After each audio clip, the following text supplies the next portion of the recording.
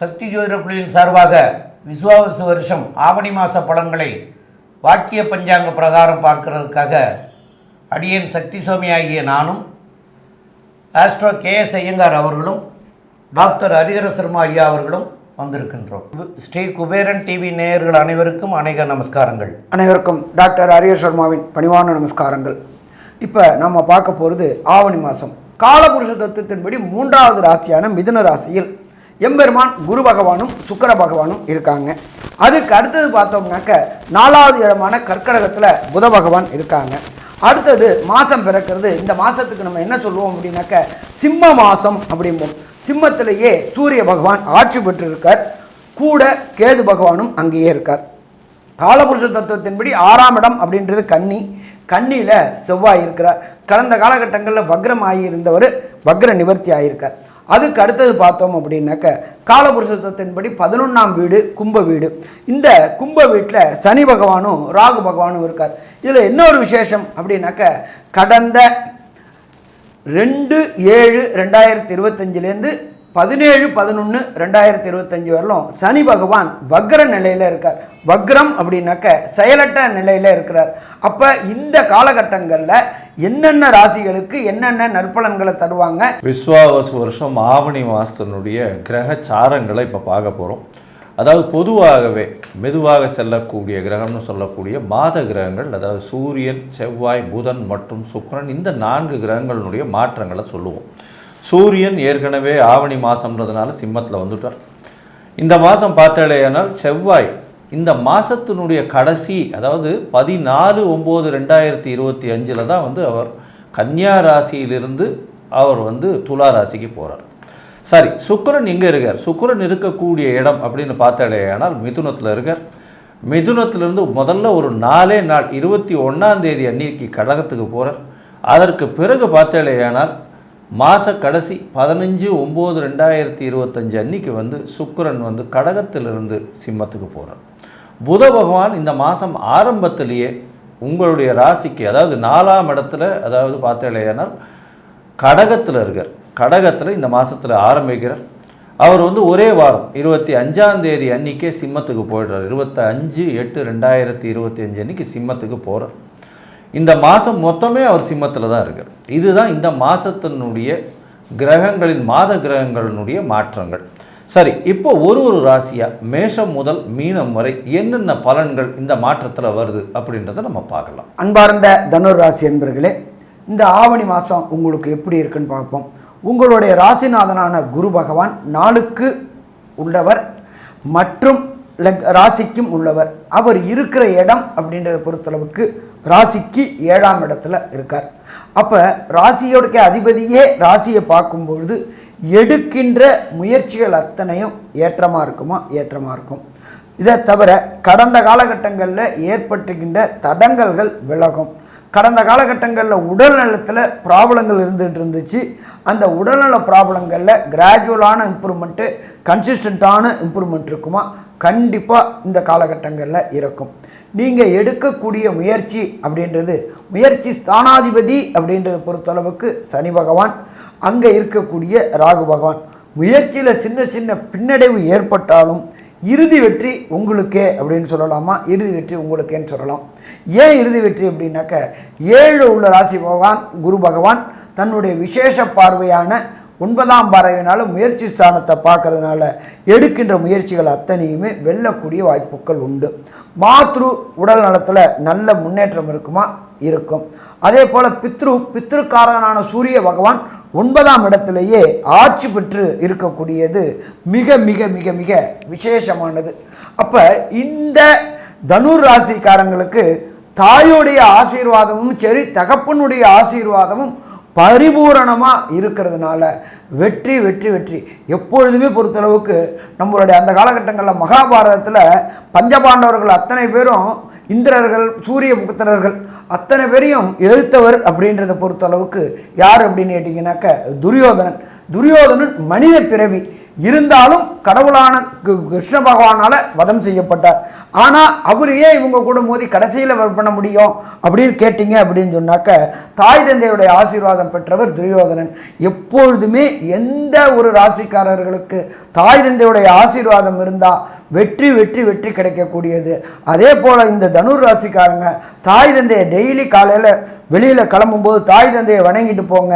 எங்கே புது முயற்சிகள் எடுக்க போகிறீங்களாலும் தாய் தந்தையோட ஆசீர்வாதம் வாங்கிக்கோங்க.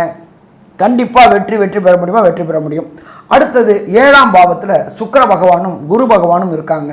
தனுர் ராசியை சேர்ந்த நண்பர்களுக்கு திருமணத்தில் தடையோ தாமதமோ கடந்த காலகட்டங்களில் ஏற்பட்டிருந்தால் அது அத்தனையுமே விலகக்கூடிய காலகட்டங்கள். 3ஆம் இடத்துல முயற்சி ஸ்தானத்தில் சனி பகவான் மற்றும் 7ஆம் இடத்துல களத்திரக்காரனான சுக்கிரனும் குருவும் இருக்கிறதுனால திருமணம் தடை தாமதம் விலகக்கூடிய காலகட்டம்.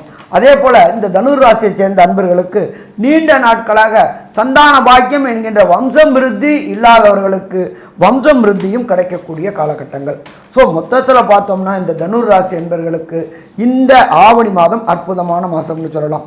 ஆனால் நம்ம எப்போதுமே பலன்கள் சொல்லக்கூடியது அப்படின்றது விரைவாக செல்லக்கூடிய கிரகங்களை வச்சு. விரைவாக செல்லக்கூடிய கிரகங்கள் அப்படின்றது 1 சூரியன், 2 சந்திரன், 3 அங்காரகன், 4 புதன், சுக்கிரன். இப்போ இந்த விரைவாக செல்லக்கூடிய அங்காரக பகவானையும் புத பகவானும் இந்த தனுர் ராசி என்பவர்களுக்கு என்னென்ன நற்பலன்களை தருவார் அப்படின்றத அஸ்ட்ரோ கேஎஸ் ஐயங்கார் அவங்க விரிவாகவும் விளக்கமாகவும் சொல்லுவாங்க. ஐயா, அற்புதமாக சொன்னீங்க. அதாவது தனுசு ராசியை பொறுத்தவரை முயற்சிகள் எல்லாமே வெற்றி பெறக்கூடிய வாய்ப்பு உண்டு. இதை தவிர பார்த்தாலேயானால் 7ஆம் இடத்துல குருவும் சுக்கிரனும் சேர்ந்து இருக்கக்கூடிய காலகட்டம். அதாவது இந்த ராசிக்கு உண்டான 11ஆம் அதிபதியும் 7ஆம் இடத்துல இருக்கிறதும் ராசிநாதனும் 7ஆம் இடத்துல இருக்கிறதும் பெரிய விசேஷம். இதன் மூலமாக என்ன வரும் அப்படின்னா திருமண பாக்கியம் ஏற்படக்கூடிய வாய்ப்புகள் நிச்சயமாக உண்டு. இதை தவிர பார்த்தாலேயானால் உங்களுடைய ராசிக்கு சப்தமாதிபதி அப்படின்னு சொல்லக்கூடியவர் 8ஆம் இடத்துல இருக்கார். அதாவது புதன் 8ஆம் இடத்துல இருக்கார். ஆரம்ப காலத்தில் ஒரே வாரம் 25ஆம் தேதி அன்றைக்கி பார்த்தேன்னா 9ஆம் இடத்துக்கு போயிடுறார். சூரியனோட சம்பந்தத்தில் இருக்கார். அதனால் கண்டிப்பாக திருமண பாக்கியம் நிச்சயமாக உண்டு. தந்தையின் வழி உறவினர்கள் மூலியமாக ரொம்ப டிஸ்டன்ட் ரிலேட்டிவ்னு சொல்லக்கூடிய இடத்துலேருந்து எதிர்பாலினத்தவர் கிடைக்கக்கூடிய வாய்ப்புகள் நிச்சயமாக உண்டு. இந்த காலகட்டத்தில் பார்த்தாலேயானால் கூட்டுத் தொழிலில் பெரிய ஏற்றம் கிடைக்கக்கூடிய காலகட்டமாக இருக்கும். புதிய கடன் வாங்கி கூட்டுத் தொழிலில் பெரிய ஏற்றம் இருக்கக்கூடிய வாய்ப்புகள் உண்டு. இந்த மாதத்தில் பார்த்தாலேயானால் 5ஆம் அதிபதியான அதாவது செவ்வாய் 10ஆம் இடத்துல போய் இருக்கிறது பெரிய விசேஷம். இதன் மூலியமாக உங்களுடைய குழந்தைகள் மூலியமாக பெரிய செல்வங்கள் கிடைக்கக்கூடிய வாய்ப்பும் 10ஆம் இடத்தில் திக்பலம் பெற்ற செவ்வாய் ஆட்சி பலத்துக்கு ஒப்பானது அப்படின்னு சொல்லக்கூடியது. அதனால் பார்த்தாலேயானால் பதவி புகழ் அந்தஸ்து கௌரவம்லாம் வரக்கூடிய வாய்ப்பும் புதுசாக வீடு மனை வாங்கக்கூடிய பாக்கியமும் நிச்சயமாக வரும். இதை தவிர பார்க்கும்பொழுது வெளிநாடு வெளியூர் போகிறதுக்குன்னு ட்ரை பண்ணிட்டு இருக்கவாளுக்கு சற்று பின்னடைவு ஏற்படக்கூடிய வாய்ப்புகள் நிச்சயமாக உண்டு.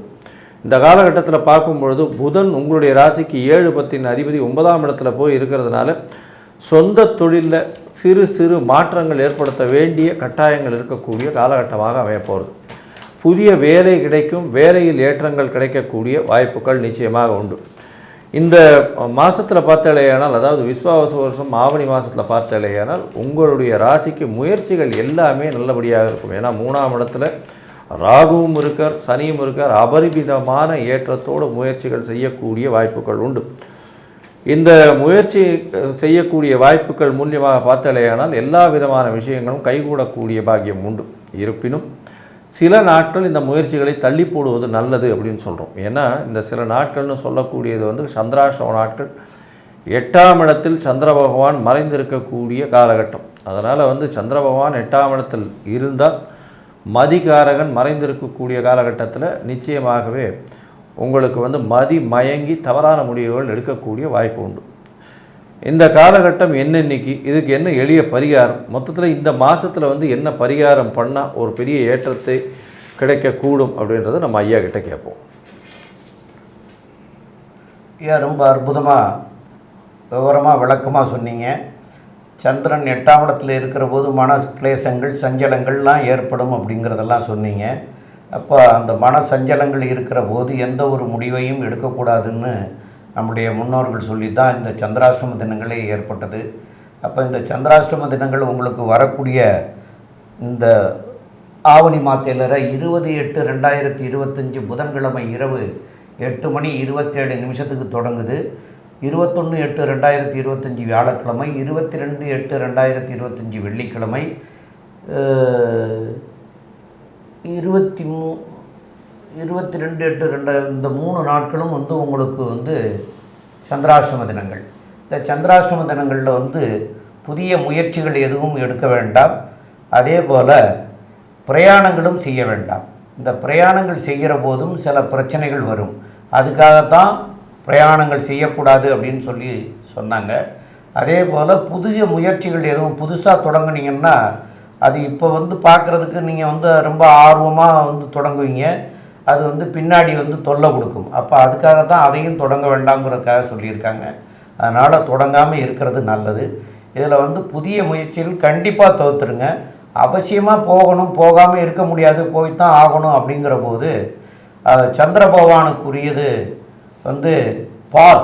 அந்த பாலை வந்து நம்ம சாப்பிட்டுட்டு அந்த பிரயாணத்தை பண்ணால் அதனால் வரக்கூடிய விளைவுகள் தவிர்க்கப்படும் அப்படின்னு சொல்கிறாங்க. அதாவது பெரிய லெவலில் இல்லை, ஏதோ ஓரளவு வந்து தவிர்க்கும். அதனால் வந்து அவசியமாக போகணுன்னா மாத்திரம் அந்த மாதிரி பண்ணிவிட்டு பால் அருந்திட்டு நீங்கள் கிளம்புனீங்கன்னா பிரயாணத்துக்கு மாத்திரம்தான். புதிய முயற்சி கண்டிப்பாக செய்யவே கூடாது. இதெல்லாம் பண்ணிங்கன்னா கண்டிப்பாக வந்து உங்களுக்கு வந்து பின்னாடி இதெல்லாம் வந்து நன்மை பயக்கக்கூடியதாக இருக்கும்.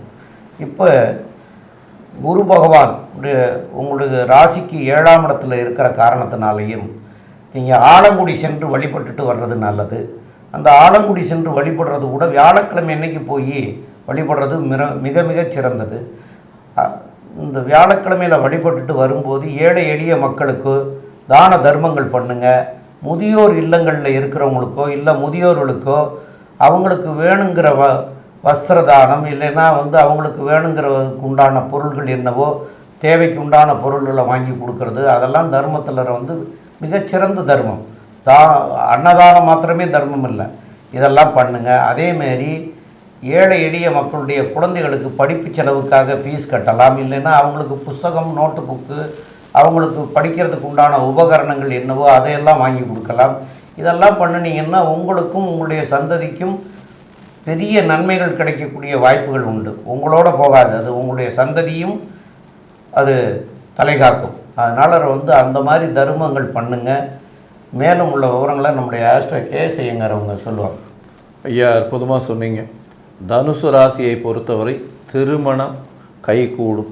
இவ்வளோ நாளாக திருமணத்துக்கு பார்த்து கொண்டிருப்பவர்களுக்கு திருமணம் கைகூடும். கூட்டு தொழிலில் அபரிமிதமான வெற்றி, உடல் நலத்தில் ஏற்றம், கூட்டு தொழிலுக்காக புதிய கடன் வாங்கக்கூடிய வாய்ப்பு, நிலம் வாங்கக்கூடிய நிலம், அதை தவிர சொத்துக்கள் வாங்கக்கூடிய வாய்ப்புகள் மிகவும் அதிகம். முயற்சிகள் எல்லாமே வெற்றி பெறக்கூடிய பாக்கியம் உண்டு. உங்களுடைய ராசிக்கு தந்தையின் உடல்நிலையில் சற்று பின்னடைவு இருக்கும். தாயின் உடல்நிலையில் நல்ல ஒரு ஏற்றமும் உங்களின் உடல்நிலையில் நல்ல ஒரு ஏற்றம் இருக்கக்கூடிய காலகட்டம். படிக்கக்கூடிய மாணவர்கள் நல்ல ஒரு ஏற்றத்தில் இருக்கக்கூடிய வாய்ப்புகள் உண்டு. இந்த தனுசு ராசிக்காரர்கள் அதுவும் வந்து பேங்கிங் அக்கௌண்ட்ஸு, சாஃப்ட்வேர் அக்கௌண்ட்ஸு, அதை தவிர வந்து எஜுகேஷனல் இன்ஸ்டிடியூஷன்ஸ், இந்த மாதிரியான விஷயங்களில் இருக்கிறவங்க, ப்ரொஃபஸர்ஸு, டீச்சிங் லைனில் இருக்கிறவங்க, சொல்லிக் கொடுக்கும் கலையில் இருக்கிறவங்க, நாலெட்ஜ் ட்ரான்ஸ்ஃபர்னு சொல்லக்கூடிய கேடி, இந்த மாதிரியான விஷயங்களில் இருக்கிறவங்களுக்கெல்லாம் பெரிய ஏற்றம் கிடைக்கக்கூடிய காலகட்டம். தொழிலில் பெரிய ஏற்றம் இருக்கும். புதிய வேலையில் மாற்றங்கள் இருக்கும். உங்களுக்கு வந்து வேலை மாற்றங்கள் இருக்கக்கூடிய வாய்ப்பு உண்டு. வெளிநாடு போகிறதுல சிறு சிறு தொல்லைகள் இருக்கக்கூடிய வாய்ப்புகள் உண்டு. மொத்தத்தில் பார்க்கும்பொழுது பார்த்தாலேயானால் இந்த தனுசு ராசிக்காரர்கள் 90 விழுக்காடு பெரிய ஏற்றம் கிடைக்கக்கூடிய காலகட்டமாக இந்த விஸ்வாவசு வருஷம் ஆவணி மாதம் இருக்கும் அப்படின்னு இந்த சக்தி ஜோதிட குழு சொல்லுது. நன்றி, நமஸ்காரம். ஸ்ரீ குபேரன் டிவியை பார்த்தமைக்கு நன்றிகள். மேலும் இது போன்ற தகவல்களை தெரிந்து கொள்ள ஸ்ரீ குபேரன் டிவியை சப்ஸ்கிரைப் செய்யுங்கள். மறக்காமல் பெல் ஐக்கானை கிளிக் செய்யுங்கள்.